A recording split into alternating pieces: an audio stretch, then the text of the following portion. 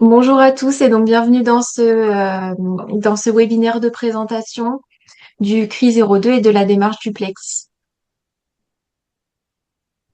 Les intervenants du jour, donc moi-même, Manon Toumelin, je suis chargée de développement au Centre ressources illettrisme et électronisme de l'Aisne.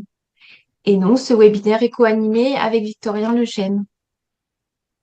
Merci Manon, je vais me présenter rapidement. Je suis consultant, formateur à Élan Pédagogie, alors, formation de formateur ou de cadre pédagogique principalement. Je suis également expert associé à France Éducation Internationale, voilà, où j'interviens dans le cadre du BELC Villers-Cotterêts, un Cité international de la langue française, sur le module de formation sur la lutte contre l'électronisme et la sécurité langagière.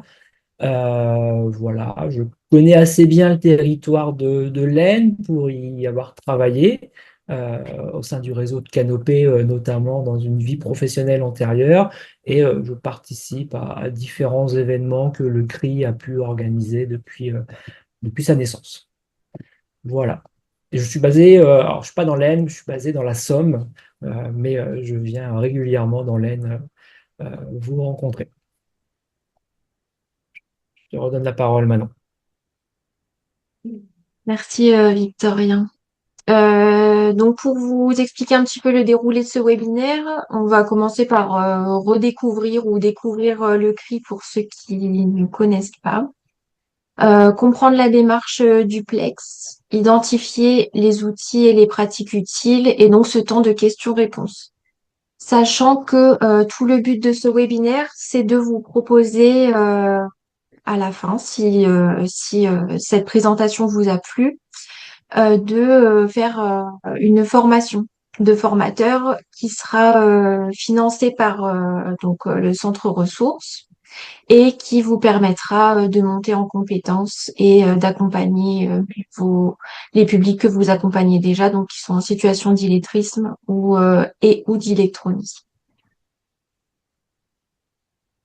Euh, donc pour refaire une rapide présentation du CRI, notre mission c'est vraiment de fédérer tous les acteurs de la formation, de l'insertion, de l'entreprise, de l'éducation, l'accès aux droits. On essaye vraiment de toucher tout le monde pour qu'on puisse lutter ensemble contre l'illettrisme. Et pour ça, ça passe par quatre éléments majeurs. Donc déjà, sensibiliser, former. On fait des sessions de sensibilisation en partenariat avec l'ANALCI, donc l'Agence nationale de lutte contre l'illettrisme. Et donc, on mène ces actions de sensibilisation dans les 5 arrondissements de l'Aisne. On a aussi une partie importante qui est d'informer et d'outiller euh, les acteurs, donc vous, via surtout le site internet qui est en ligne depuis le début de l'année, où on partage un maximum de ressources, d'informations, on partage aussi vos événements. Vous avez aussi l'accès à l'annuaire si vous voulez être mis en contact plus facilement avec des personnes. Vous pouvez y avoir accès directement sur le site. J'y reviendrai après. Euh, et on a cette mission aussi de coordonner. Donc on fait énormément de rencontres locales, départementales pour favoriser cette interconnaissance, créer des partenariats et voilà, favoriser le suivi des parcours, qu'on puisse faire de la médiation-remédiation et accompagner ces publics et donc aussi faciliter le parcours de ces personnes, donc qu'ils soient en situation d'illettrisme, d'électronisme ou le public français langue étrangère. Et donc avec ce numéro vert, dans l'Aisne, c'est donc nous, le centre ressources, qui répondons aux appels.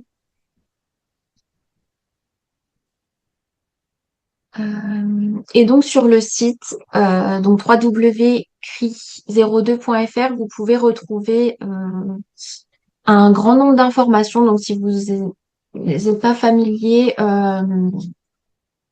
je vais vous montrer rapidement parce que c'est vraiment une ressource très importante. Alors, donc là, on arrive sur le site, donc qui est vraiment découpé avec une partie pour les publics et apprenants, sachant qu'on a bien conscience que les publics et apprenants, ils y vont pas tout seuls, mais du coup, on compte sur vous pour les accompagner et qu'ils puissent avoir accéder à des ressources grâce au site.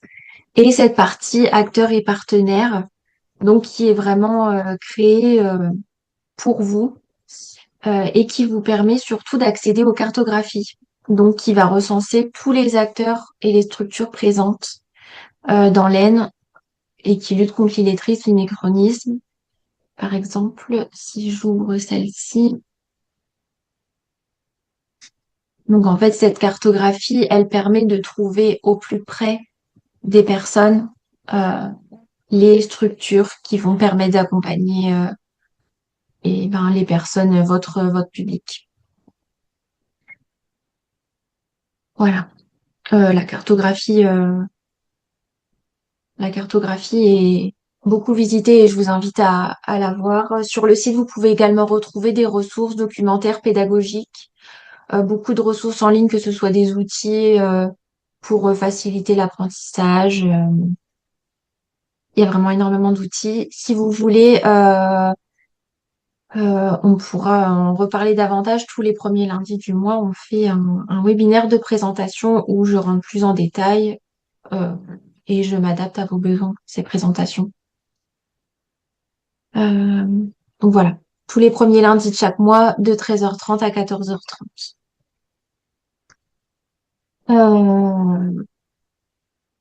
Le CRI aussi, on a énormément de ressources matérielles numériques, donc des ordinateurs portables, des tablettes, des casques audio, imprimantes qui sont prêtées à vous, structure, sous convention et gratuitement pour vous permettre de mettre en place des ateliers, d'accompagner les publics, voilà. Sachez que c'est disponible, on a énormément de ressources. Donc, euh, donc voilà, pas hésiter si vous avez besoin ou en parler autour de vous avec plaisir. Donc cette bibliothèque aussi de ressources pédagogiques et documentaires, elle est consultable en ligne. Vous pouvez déjà retrouver tous les livres, tous les documents disponibles et donc ils sont dans les locaux du CRI à Lons. Nos actions, donc on fait des rencontres départementales qui sont à destination de tous les acteurs qui accompagnent les personnes en situation d'illettrisme, de fleu ou d'électronisme. Donc ça, en général, on en fait une fois par an. Ça dure une journée. On fait aussi des rencontres locales, pareil, dans le même rythme d'une fois par an et par thématique. Donc par thématique, j'entends une rencontre électronisme, une rencontre illettrisme, une rencontre fleu. Voilà, et donc des formations de sensibilisation à l'illettrisme. Euh, il y en a fréquemment, il y en a en général 8 par an. Cette année, il y en a eu que 5, mais il y en a encore prévu pour cette fin d'année. Si vous voulez, je vous renverrai à la fin les dates et le lien d'inscription pour vous y inscrire. Et surtout, et dans ce cadre-là, des formations de formateurs. Donc, à destination des acteurs qui accompagnent ces publics. Et c'est quelque chose qu'on souhaite mettre en place pour 2026. Et c'est dans ce cadre-là donc que nous vous présentons aujourd'hui ce webinaire. Donc, je vais laisser la parole à Victorien. Merci beaucoup Manon. Alors voilà, avant d'aller vers la démarche duplex, voilà, je vais vous rappeler quelques éléments de contexte, quelques chiffres aussi pour que on ait un ordre grandeur, un ordre de grandeur commun et qu'on puisse avoir les mêmes représentations. Tu peux passer ouais, à la slide suivante. Voilà, sur les derniers chiffres que vous connaissez certainement, sur la question de l'illettrisme et de l'électronisme.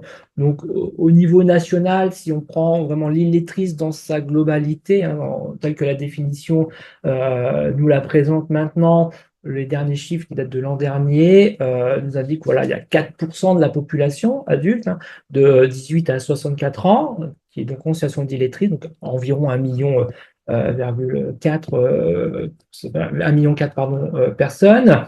C'est vrai que si je l'ai pas mis, mais voilà, si je l'ai mis après, la population concernée, voilà, les 10%, là, on se rend compte que c'est quand même assez important au niveau national sur les compétences de base liées à l'écrit, que ce soit de la production ou de la réception écrite, 10%, des chiffres un peu équivalents sur la population jeune 18-24 ans. Il y a un rapport qui est sorti de l'Observatoire de l'illettrisme de l'agence, la NLCI, qui est sorti le 4, qui a été présenté le 4 lors de l'inauguration des JNAI. Et si on fait un focus hein, sur ces populations jeunes, on voit bien que par rapport aux précédents chiffres, alors qu'ils dataient, hein, puisque c'était des chiffres de 2011 publiés en 2012, où on était à 7% de la population française, là on pourrait dire 4%, c'est un peu mieux, mais c'est vrai qu'on constate que chez la population jeune, par contre les chiffres là commencent à grimper et c'est un peu inquiétant. Mais voilà, au niveau national, ce qui permettra de comparer avec les Hauts-de-France et puis avec les statistiques qu'on a sur l'Aisne après.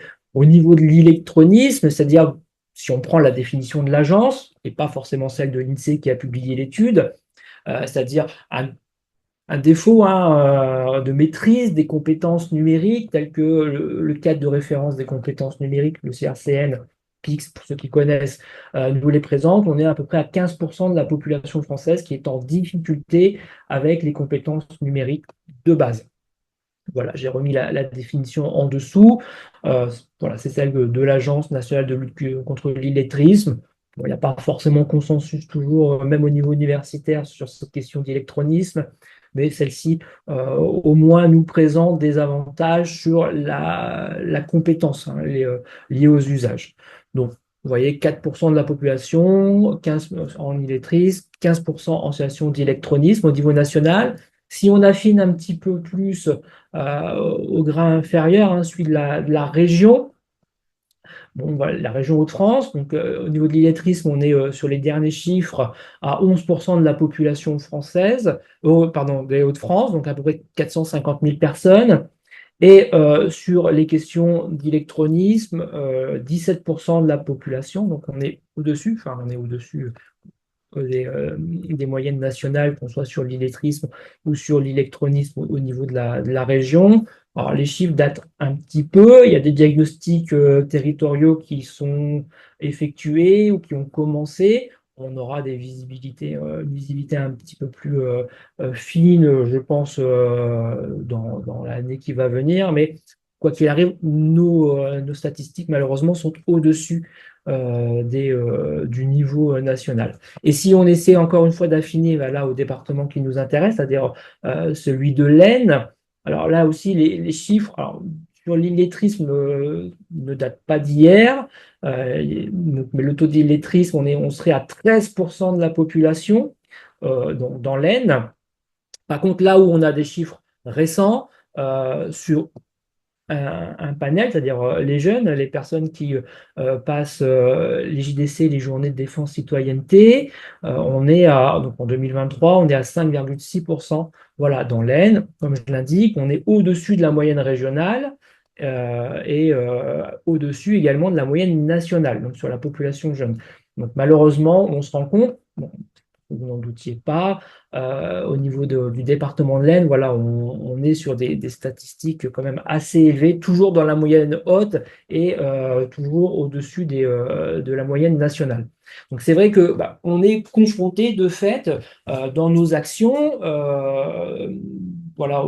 Donc il y a des personnes que voilà, je vois où vous travaillez, mais donc je connais vos publics. On est voilà confronté à une réelle difficulté, une réelle problématique territoriale hein, au sein du département de l'Aisne sur ces problématiques d'illettrisme et in fine aussi sur les problématiques d'électronisme parce que évidemment les deux concepts sont liés. Donc c'est qu'à partir du moment où on est déjà en difficulté avec les compétences de lecture, ça a un impact évident sur l'environnement numérique dans lequel nous vivons aujourd'hui. Donc là, c'était un peu pour cadrer, peut-être mettre à jour quelques données si vous ne les aviez pas. Vous aurez le support de présentation à l'issue de ce webinaire. J'ai mis toutes les références donc en note de bas de page sur où j'ai trouvé ces différentes données. Je l'ai pas mis, mais si vous êtes intéressé par la question, le C2RP a mis en place, enfin, il y a une étude INSEE C2RP l'an dernier sur les indicateurs de risque, de vulnérabilité, et un dossier sur l'illettrisme est sorti les semaines dernières sur le site du Cariforef de la région des Hauts-de-France, le C2RP. Donc là aussi, si vous êtes intéressé par les questions, n'hésitez pas à consulter ces différentes ressources. Alors, si on en vient justement à la démarche duplex, qui fait aussi l'objet de ce webinaire, parce que, je le rappelle, certaines personnes n'étaient pas là au démarrage. Voilà, il y a un partenariat qui est mis en place entre le CRI 02 représenté par Manon et Élan Pédagogie, c'est-à-dire moi, parce que je suis tout seul, pour l'année 2026, avec l'opportunité de participer à une session de formation d'une journée financée par le CRI. Donc une session de formation à destination des professionnels de la formation et de l'accompagnement du département de l'Aisne. Donc, voilà, que ce soit formateur, ça peut être des conseillers, médiateurs numériques, mais il faut qu'il y ait, en termes de prérequis de participants, il faut qu'il y ait derrière un accompagnement direct des personnes en situation d'illettrisme avec une volonté de monter en compétence des personnes en situation d'illettrisme et d'électronisme.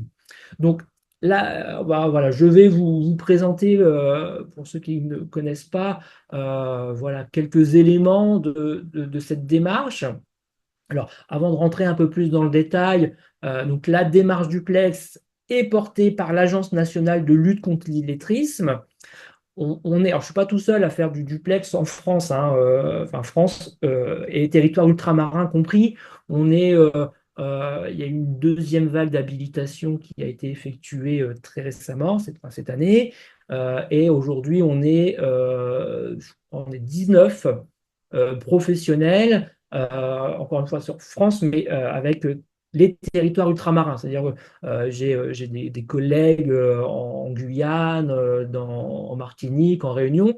Donc on est à peu près 19 sur tout le territoire français à être habilités à former, à sensibiliser à cette démarche duplex portée par l'agence.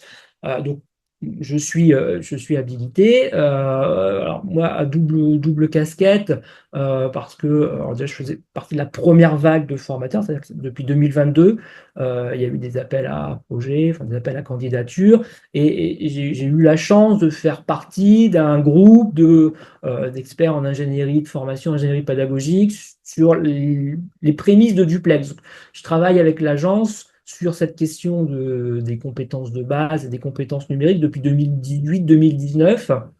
Et aujourd'hui, voilà, on est sur cette phase depuis 2022 et de façon opérationnelle depuis 2023 sur le déploiement de la démarche duplex. Donc voilà, on peut passer sur la slide suivante. Alors voilà, je vous ai mis le petit schéma explicatif.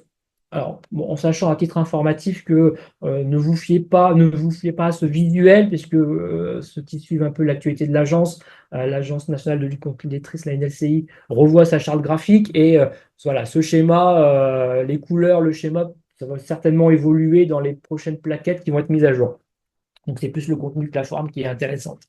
Alors, évidemment, cette démarche, quand je vous ai parlé du projet dès 2018-2019, il partit d'un constat simple du chargé de mission national sur la professionnalisation, Elie Maroun à l'époque, qui a fait un constat que nous faisons tous, quel que soit notre champ d'intervention, notre champ d'expertise, c'est que nous vivons à l'ère du numérique. Et ce numérique est présent partout. Ces usages du numérique, qu'on le veuille ou pas, on peut parler de dématérialisation forcée, mais ça, c'est pas le débat d'aujourd'hui. On se rend bien compte que pour être un citoyen engagé, actif, pour s'informer, pour consommer, enfin, quels que soient les champs de la vie de tous les jours. Le numérique, les usages, les outils et les compétences numériques sont au cœur de nos vies. Et encore plus à l'ère post-Covid. On a tous connu le confinement. Vous voyez, ben là, on est en webinaire. Donc, on est avec un outil numérique, avec un support numérique, avec un objet numérique, très clairement, et on a mobilisé des compétences. Là, on est dans un cadre professionnel, évidemment. Mais si on veut prendre un billet de train, il faut passer de plus en plus par les bornes SNCF, quand elles fonctionnent évidemment. Si on veut se divertir, on a toujours les options présentielles, hein, on a toujours le cinéma, le théâtre et autres, mais évidemment YouTube, enfin, tout ce qui est lié on va dire aux usages divertissants du numérique est de plus en plus présent, et peut-être encore plus présent chez les jeunes. Si on veut consommer, donc on peut évidemment acheter avec les boutiques en ligne, mais on peut aussi entrer dans une optique responsable où, bah, si on a un budget un peu limité, on peut aller sur des applications type Le Bon Coin, type Vinted. Enfin, vous voyez tous les usages. Doctolib, on prend souvent cet exemple aussi. Aujourd'hui, pour pouvoir pour pouvoir prendre un rendez-vous chez un professionnel de santé, on est quasiment contraint aussi de passer sur Doctolib, Maya. Il y a aussi beaucoup d'applications qui voient le jour. Donc, on a bien là un constat qui est, bah, que nous vivons à l'ère du numérique.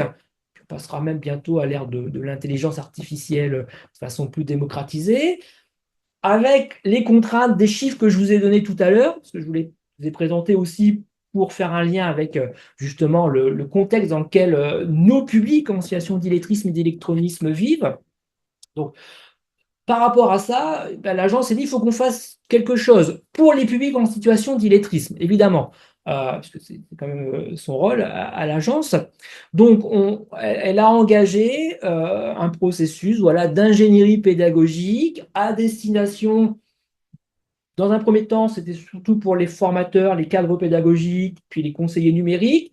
Puis voilà, moi aujourd'hui, je commence à déployer aussi la démarche auprès des IAE, hein, l'insertion par l'activité économique, auprès des travailleurs sociaux, par exemple. Enfin, un public assez large, mais là, on va restreindre à nos propres publics, enfin, c'est-à-dire vous, en l'occurrence.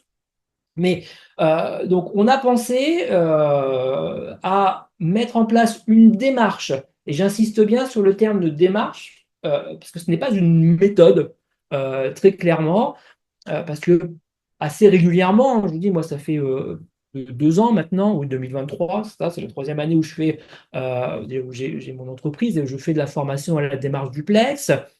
Ça va rappeler un peu ça va rappeler des concepts théoriques, notamment issus du FLE, du français langue étrangère, sur la démarche actionnelle, pour ceux à qui ça parle. Mais nous, notre public, notre cœur de public, il est bien les personnes en situation d'illettrisme, avec tout ce que ça implique, très clairement. Donc, c'est une démarche, donc pas une méthode, comme on l'a dans le monde du FLE, et ce n'est pas du clé en main. C'est ça aussi, avant d'entrer plus dans les détails, le point essentiel, c'est-à-dire que malheureusement, ne vous attendez pas à ce que je vienne sur l'action de formation que nous mettrons en place en 2026 avec quelque chose de très cadré pour le coup. Non, hein, notre objectif dans la conception de cette démarche n'a pas été d'imposer un outil, une démarche, comme on peut l'avoir encore une fois dans le monde du FLE, hein. S'il y a des personnes qui ont fait des études type master FLE, où on a un cadrage en unité didactique très précis qu'il faut respecter. Là, on n'est pas du tout sur cette didactique pour le coup. Donc, on va vous accompagner au regard des usages, et ça, c'est important, c'est-à-dire qu'on a inversé évidemment le schème pédagogique pour le coup. On a décidé de ne pas partir de l'outil, on va partir des usages. Et au regard de ces usages, comment on peut mettre en place un accompagnement qui vise au développement des compétences numériques et des compétences de base, pardon, chez les publics en situation d'illettrisme. Donc ça, c'est notre approche. Et elle se manifeste à travers ces quatre. Alors, bah, nous, on parle de piliers, mais vous allez dire, c'est des roues crantées. C'est pour ça, je pense que à mon avis, le schéma ne correspond plus. À travers ces quatre piliers qui ne sont pas forcément cumulatifs, très clairement, puisque en fonction de ce qu'on fait, il y a un des piliers qu'on n'aborde pas forcément. Mais pour nous, en termes de préconisation et puis de formation, on travaille sur la mise en œuvre de ces quatre piliers qui sont évidemment, qui ont des liens entre eux, très clairement, et qui répondent à des besoins de personnes en situation d'illettrisme. Le premier, bon, ils ne sont pas dans l'ordre, mais je vais le prendre comme ça, dans le sens d'une aiguille d'une montre, l'accompagnement, ce qu'on appelle l'accompagnement humain spécifique.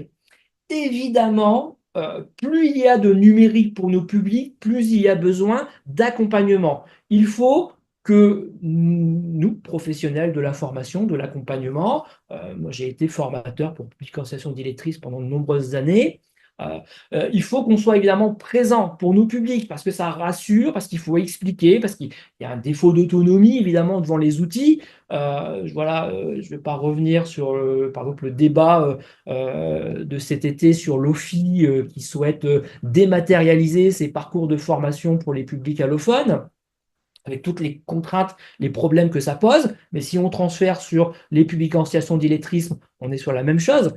Il est possible de faire du e-learning avec des publics en situation d'illettrisme. Il est possible de proposer des contenus synchrones ou asynchrones en distanciel. C'est tout à fait possible à partir du moment où on a travaillé l'ingénierie pédagogique en amont, où on a mis en place tout ce process que vous voyez là en écran partagé. Donc, l'accompagnement humain, c'est quelle posture, quel positionnement du professionnel avec les personnes en situation d'illettrisme et ou d'électronisme. Mais voilà, les compétences numériques maintenant sont mises dans la définition de l'illettrisme. Donc ça, c'est pour nous voilà, le socle. Moi, j'ai souvent l'habitude de dire quand je fais des formations, c'est que mais je veux dire moi, je pourrais être le meilleur formateur du monde, je pourrais être avec les meilleurs outils, je pourrais avoir tout de bien. Si je ne suis pas en capacité de mettre en place, d'adopter une posture et un positionnement qui permettent de créer un climat de confiance, c'est-à-dire si je ne mets pas en place les solutions qui me permettent de capter les personnes en formation, ben, ça ne sert à rien. Si je n'ai personne devant moi, je ne sers à rien, même en étant le meilleur dans ma discipline. Donc c'est vraiment ce souci très clairement de mettre en place les conditions, le climat qui vont favoriser l'adhésion dans un premier temps, hein, la motivation, l'engagement, puis le développement des compétences. Et voilà, c'est cette question je simplifie hein, parce que c'est pas, voilà, on a un temps limité, mais c'est la question du positionnement et surtout de la posture, voilà, du professionnel. Le deuxième pilier, c'est cette question, alors, compétence, c'est pas moi qui ai trouvé les titres, compétences intégrées et indissociables du numérique. Donc là, on s'adresse plus notamment aux formateurs qui sont voilà, engagés dans des programmes type Siège, pardon, enfin, ce genre de choses, s'engager vers l'emploi. Ça existe encore, j'ai un doute. Mais voilà, toutes les formations aux compétences de base.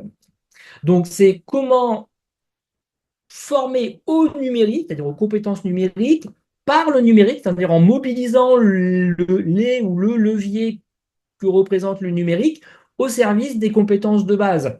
C'est des choses que vous mettez déjà en place, hein. Encore une fois, on n'a pas vocation fondamentalement à réinventer la roue.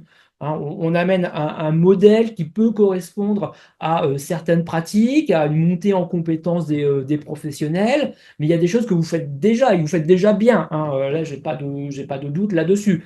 Mais voilà, pour d'autres, c'est comment déjà intégrer le numérique dans ces pratiques pédagogiques au service des personnes en situation d'illettrisme, comment mobiliser ce levier fantastique qu'est le numérique, hein, qu'on le veuille ou pas, voilà, qu'on soit passif ou actif.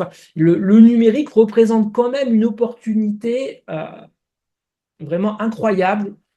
Bon, vous n'êtes pas obligé de partager l'adjectif avec moi, mais justement pour le développement des compétences, pour l'engagement et la motivation. On a tous eu ce cas, je pense, si on est formateur, voilà, d'un public qu'on a du mal parfois à capter parce que c'est pas toujours très très drôle de travailler, de revenir sur de la remédiation orthographique, grammaticale, syntaxique, enfin, peu importe. Mais parfois, bah, le numérique, via un petit quiz interactif, via une vidéo, via un Geniali, enfin, encore une fois, toutes les possibilités sont énormes. Peut-être via l'intelligence artificielle aujourd'hui. Donc, vous voyez que là, on a vraiment un levier en termes de support, très clairement, qui nous permettrait de développer justement les compétences de base, lire, écrire, compter, et compétences transversales, repérage spatio-temporel, le apprendre à apprendre, très important avec nos publics évidemment, pour aller vers l'autonomie, et le développement des compétences numériques tel que, encore une fois, le présente le CRCN, hein, le cadre de référence des compétences numériques. Pour nous, à l'agence, quand on parle de compétences numériques, on se base sur ce référentiel pour développer les différentes compétences. Je rappelle, voilà, le CRCN, c'est ce qui sert de base à PIX pour ceux qui connaissent l'outil. Donc, vous voyez, déjà là, on a deux leviers à activer dans nos actions d'accompagnement et ou de formation. Donc, la formation soit de l'accompagnement. Troisième pilier, la question des contextes stimulants, des situations apprenantes. Là encore, c'est ce que je disais tout à l'heure quand on a décidé d'inverser voilà, les modèles et les pratiques pédagogiques des formateurs dès 2018-2019. Bah, nous, l'objectif, c'était plus de se dire bah, je vais travailler le mail. Voilà, aujourd'hui, bonjour, ce matin, ou cette journée, peu importe la volumétrie horaire, on va travailler sur le mail. Non, nous, on a inversé la relation, c'est-à-dire que le point de départ, c'est mais comment je vais informer la professeure des écoles de mon enfant qu'il est absent? Comment justifier l'absence? Hein, au-delà de l'information, on peut prendre un autre contexte, la justification. Comment je vais voilà, justifier par mail, par SMS, peu importe le canal, hein, peu importe le vecteur, mais voilà, comment je vais faire concrètement. C'est-à-dire que voilà, on a choisi de contextualiser les situations d'apprentissage pour répondre aux besoins des publics. Des publics qu'on a en face de nous, évidemment. Donc des contextes, vous en avez des milliers, chacun ou chacune à nous exposer. Mais voilà, l'objectif vraiment de cette démarche, c'est de répondre le plus possible à un besoin opérationnel, à un besoin ou à une attente, hein, encore une fois, de nos publics. Pour essayer justement aussi, là je fais ça, mais ça ne sert à rien parce que vous ne voyez pas le schéma, pour travailler justement sur cette notion d'accompagnement, sur cette notion de compétences intégrées. Vous voyez qu'il y a quand même une cohérence dans la logique du parcours. Et puis le dernier pilier, dernière roue crantée, c'est évidemment la question de l'accessibilité des contenus. C'est comment, pour mes publics, je produis un contenu sur le fond et sur la forme qui soit accessible. Là encore, j'ai beau avoir les meilleurs outils, voilà, je suis devenu un pro sur Canva, je suis devenu un pro sur Geniali, mais si je ne prends pas en compte les spécificités de mes publics en situation d'illettrisme et d'électronisme, le superbe support que j'ai créé ne sert à rien. Donc je suis complètement à côté de la plaque, si vous me permettez l'expression un peu familière. Donc voilà, c'est comment je vais justement aussi didactiser, redidactiser des supports existants, penser la logique de mes supports. Alors, c'est très chronophage, ça je le sais, mais j'ai souvent l'habitude de dire que bah, ce qui est fait n'est plus à faire. Bah, c'est un peu comme sur les FLE, hein. Si dans mon groupe de formation, si j'ai quelques A1 et quelques A2 et quelques B1, ce qui est quand même assez souvent le cas d'ailleurs dans les OF, mais normalement, il faudrait que j'ai trois types de supports. Il faut que je sois en capacité de faire de la différenciation pédagogique pour le coup. Mon support B1, ne convient absolument pas à mon support A1 pour les publics du CE-CERL. Bah, pour les personnes en situation d'électrice, c'est la même chose. Si je suis degré 1 et que j'ai degré 3, donc sortie d'illettrisme, bah, vous voyez très bien, pour ceux qui connaissent la typologie des compétences, bah, vous voyez très bien l'écart entre deux niveaux. Bah, le support du degré 3, il ne convient absolument pas au support du degré 1. Donc déjà, envisager cette différenciation, c'est déjà le premier pas, puis après on voit ce qu'on peut faire. Si en plus à ça s'ajoutent les difficultés de type trouble 10, Qu'est-ce que je peux mettre en place? Est-ce qu'il existe des outils? Oui, évidemment, que vous connaissez peut-être ou pas. Enfin, après, là, tout est ouvert. Donc, c'est cette question, voilà, de l'accessibilité sur le contenu, et puis l'accessibilité pardon, sur le fond et l'accessibilité sur la forme. On peut travailler sur des process. À titre d'exemple, moi, j'ai travaillé cette année avec des CFA, région Normandie et région Nouvelle-Aquitaine, CFA, FPA et OFA. Ben, voilà, ils avaient des super bonnes idées et à un moment donné, ils se sont dit on va digitaliser un support très utile. Donc, ils ont fait un énorme travail d'ingénierie pédagogique sur la didactisation de ce support à disposition des publics.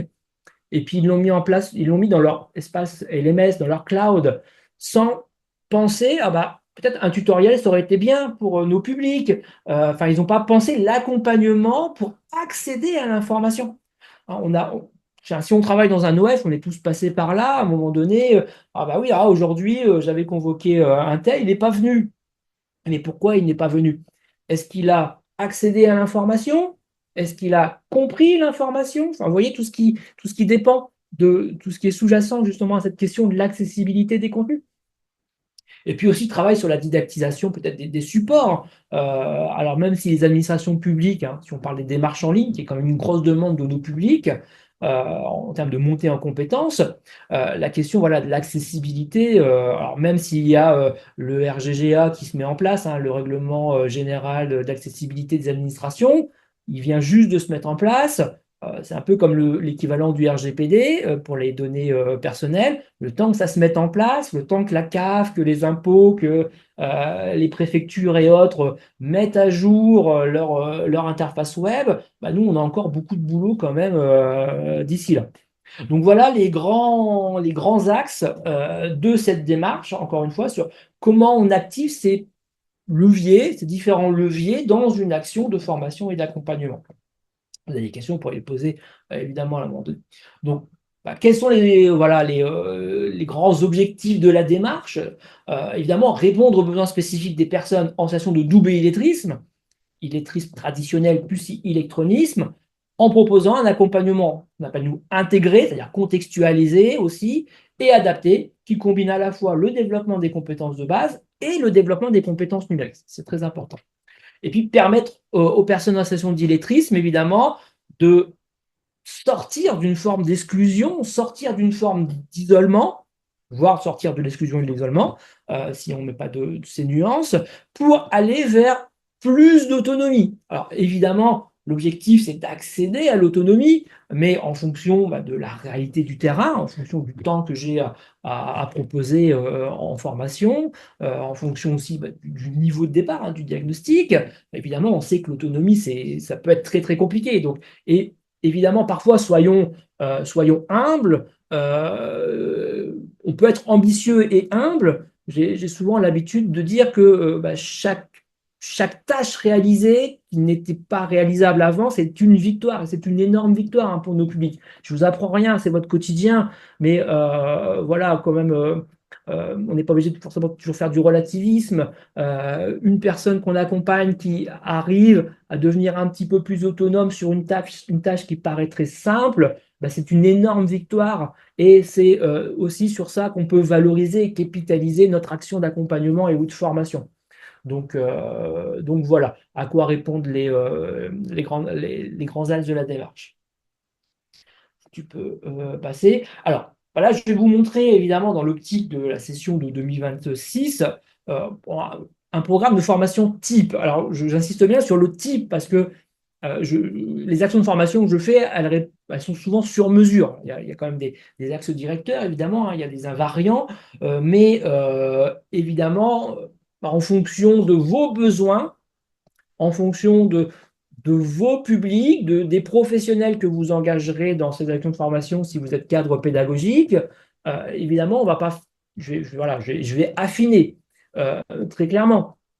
Voilà, titre d'exemple, je sais qu'il là, il y a deux personnes, si je ne dis pas de bêtises, de Mots et Merveilles. J'ai déjà pu accompagner votre association, notamment Émilie. Si, voilà, je passe le bonjour si vous, Émilie, si elle travaille toujours chez vous et que vous la croisez. Voilà, dans le cadre du projet Lancôme Writer Future, j'ai pu travailler déjà voilà, avec Mots et Merveilles. Donc, pour aller sur un éventuel stade 2. Enfin, oui, tout est possible de faire en fonction de qui vous êtes. Donc j'individualise, non, pardon, je personnalise voilà, la proposition qu'on fera. Ça demandera évidemment ajustement au moment où on travaillera sur le programme de formation. Mais les grands objectifs de formation voilà, que je propose, bon, c'est parfois de revenir sur du cadrage conceptuel. Hein. L'illettrisme, l'électronisme, c'est pas toujours clair pour tout le monde, même si on est un professionnel. Hein. Si je suis conseiller, médiateur numérique, autant je suis très au fait des questions numériques et de l'électronisme, je suis peut-être un petit peu moins au fait sur le cadrage conceptuel de l'illettrisme, des représentations, des enjeux, ce genre de choses, qui sont tout simplement les personnes en situation d'illettrisme. Dans voilà, un deuxième objectif, c'est évidemment comprendre les fondements, hein, ce que j'ai expliqué très rapidement juste avant avec le petit schéma cranté. Et après, c'est voilà, aller sur la conception, évidemment, d'une ressource qu'on va utiliser, ou alors ça peut être travailler sur une trame d'intervention, une trame d'atelier, en pédagogique pour le coup. On peut partir sur de l'analyse de pratique, hein, bah, dire, bah, nous, on fait déjà ça, hein, vous avez déjà beaucoup d'existants, évidemment, de supports existants, évidemment, je parle. Bah, c'est comment voilà, on peut essayer d'aller vers quelque chose de plus duplex compatible, duplex friendly, si on veut. Voilà, identifier des ressources. Voilà, pareil, ça fait pas mal de temps que je travaille maintenant dans le domaine du numérique, dans la formation d'adultes et ou en éducation. Voilà, j'ai une petite banque de ressources qui existe et pour laquelle je mets une veille quand même assez intense à disposition. Souvent, voilà, les participants repartent avec des outils qu'ils ne connaissaient pas et qu'ils vont pouvoir mettre en œuvre dont EVA, l'outil d'évaluation, de diagnostic et de positionnement de l'Agence nationale de lutte contre l'illettrisme. Ça, c'est quelque chose qu'on peut aborder également. Et puis évidemment, alors, le dernier objectif, favoriser l'engagement et la motivation. Je vais mettre motivation et engagement des apprenants. Ça, c'est le fil directeur, évidemment, de nos actions de formation. C'est comment on arrive aussi, en termes de pédagogie, pas forcément de didactique, mais comment est-ce que j'arrive à adopter une pédagogie plus engageante, si ce n'est pas encore le cas, ou ce genre de choses. Donc ça sont les grands, j'insiste bien, les grands objectifs qu'on peut mettre en œuvre voilà, pas forcément de façon cumulative non plus, mais lors de cette session de formation. Manon, si tu peux passer à la, à la slide suivante. Voilà, alors comment ça se passe pareil, je suis toujours dans les grandes lignes sur ça. Donc, vous voyez, c'est bien un premier temps sur du cadrage, un deuxième temps sur la découverte de la démarche duplex, pour aller sur de l'appropriation, évidemment, pour produire un livrable. Alors, le livrable, il est ce que les participants souhaitent. Moi, voilà, je m'adapte pour que ce soit opérationnel. Tout ça, c'est l'objectif, c'est que vous ayez quand même quelque chose à mettre en œuvre à l'issue de la formation. C'est très peu descendant. Les formations que je réalise, sauf au niveau du cadrage conceptuel, évidemment, à un moment donné, les définitions, même si j'aborde ça via des activités collaboratives, participatives, bon, bah, à un moment donné, la définition, il faut quand même que je la donne. Mais au-delà de cet aspect voilà, conceptuel descendant qui passe d'ailleurs souvent voilà, au début de la formation, ensuite, ce sont des activités en sous-groupe, des activités de réflexion, d'échange entre pairs, évidemment, et pour aboutir à un livrable, quel qu'il soit. Donc voilà, ça c'est la progression. Et puis voilà, je vous ai remis un schéma qui explique un petit peu ça. Alors, c'est pas 0,5, voilà, c'est pas 0,20 sur une journée, 0,25, 0,25, 0,25 et 0,25. Voilà, il y a plus de temps pour le temps 3 et 4, évidemment, mais on travaille sur les définitions, les enjeux et les spécificités des publics en situation d'illettrisme et d'électronisme. S'il y a besoin, ben, on revient sur ces questions de repérage et d'évaluation. Hein. Là, c'est un peu pédagogique aussi, mais faire déjà la distinction entre du repérage et de l'évaluation. Quels sont les outils d'évaluation dont je dispose? pour aller ensuite sur bah, voilà, la duplex, ses spécificités, ses enjeux, puis un petit peu de cadrage sur les piliers comme j'ai présenté tout à l'heure. Et deux temps vraiment assez importants sur bah, l'accompagnement à l'intégration dans vos pratiques, évidemment. Ce que je dis tout à l'heure, vérifier peut-être au regard de l'existant ou pas. Là, c'est encore une fois, c'est à négocier avec vous dans une phase de cadrage, mais voilà, c'est comment on peut intégrer dans un premier temps duplex dans ma pratique pour aller vers de la conception de quelque chose que je n'ai pas et que j'aimerais envisager. À titre d'exemple, voilà, j'ai pu travailler sur un temps un peu plus long avec des ingénieurs pédagogiques et des cadres sur une trame d'ingénierie pédagogique, pour le coup, sur une séance. Avec d'autres, ça a été construire un quiz adapté, un quiz interactif via Kahoot, via ce que vous voulez. Il y a beaucoup d'outils qui existent. Donc, créer un quiz d'évaluation formative, par exemple, mais qui répond bien aux critères d'accessibilité pour les publics en situation d'illettrisme, sur le fond et la forme, quelque chose d'engageant. Ça a pu être aussi la construction d'un learning apps, pour ceux qui connaissent l'application, engageant, motivant, au service du développement des différentes compétences. Vous voyez, il y a plein de choses qui sont possibles. Travailler sur la construction d'une séance d'une heure et demie sur une thématique existante. Tout est possible pour le. Donc voilà, ces quatre temps dédiés à la formation duplex qu'on vous propose avec Manon en 2026. On n'a pas encore la date. Enfin, on a un mois quand même ciblé. Manon t'en parlera peut-être après, mais, euh, mais voilà. Et je crois que c'est fini. Voilà. Ouais, du coup, cette prochaine étape, c'est d'avoir surtout vos réactions et, euh, et avoir votre avis. Alors, je vais lancer un petit sondage simplement pour savoir si vous seriez intéressé par une formation sur ce sujet. Maintenant, Donc, je vous invite à pour répondre. que ce soit un petit peu plus clair, enfin, on Mm. rappelle que la session est financée. Voilà. Qu'elle se passerait certainement à l'an. Donc, et Oui. que Après, on augmente. on s'adapte aussi Ouais, au lieu si besoin, si une oui, structure particulière est plus présente. ouais, si Voilà. faut faire ça un petit peu intra, voilà. Si c'est inter, ça sera plutôt à l'an. Si c'est intra, voilà. Enfin, moi, je me déplace partout en, en- dans le département de l'Aisne. Voilà. Et on serait plutôt sur le mois de mars. Mais ça, Oui, la date, a priori, ouais, mois de voilà. mars. Ouais, parce que déjà janvier, moi je suis pas très disponible, donc pour être franc. Donc, mais là, après, voilà, ça nous laisse le temps de pouvoir travailler avec vous sur un programme de formation qui réponde à vos besoins. Sachant, voilà, là c'est un titre voilà, indicatif, hein, ça ne n'engage pas, nous c'est pour avoir une idée et que Manon puisse vous recontacter à l'issue.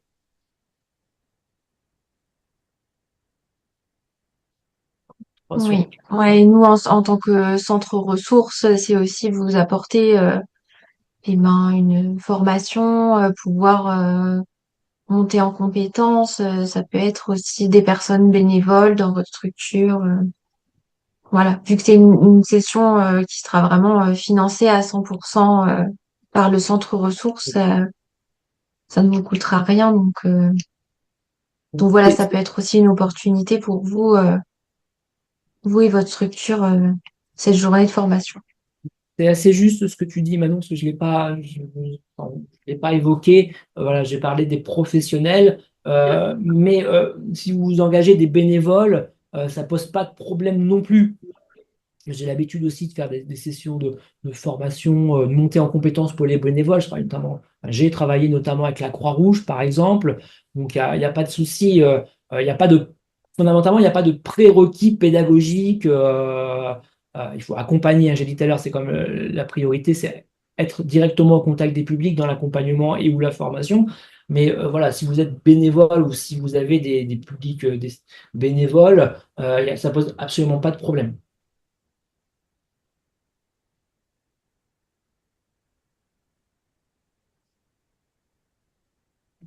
Ok. Donc, je vais pouvoir mettre fin au sondage. Je vois que la totalité des participants ont répondu. Je vous en remercie. Merci beaucoup. Et donc, si maintenant vous avez des questions, je vais m'assurer de bien récupérer les résultats. Euh, Sachez que si vous avez répondu oui à cette question, vous serez recontacté et on vous proposera de façon plus officielle de suivre cette formation. Et puis, il y aura convention de formation, enfin, il y aura tout le Oui, process voilà, inhérent à la mise en place d'une action de formation. Donc, mais bon, c'est pour ça que d'ici le premier trimestre 2026, voilà, on aura le temps de mettre en place tout le process qui va. tout à fait. Donc, si Je sais pas vous si vous avez avez des, des questions,